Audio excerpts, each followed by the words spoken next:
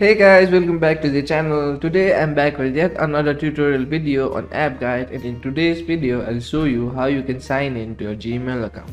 So you've created a Gmail account, you have accessed different websites and apps using the Gmail account. You have used the Gmail account for business and now you want to check all your emails, but you can't figure out how you can log into a Gmail account.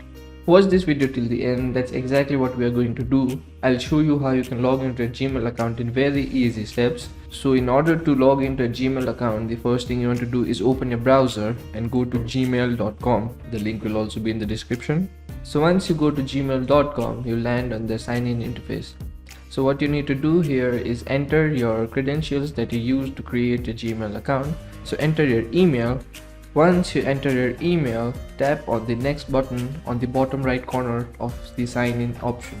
Now you need to enter the password for your Gmail address that you created. So enter your password. Once you enter your password, click on the next button. So once you click on the next button, you will successfully log into your Gmail account. Now you can go ahead and check all your emails that you were waiting to check.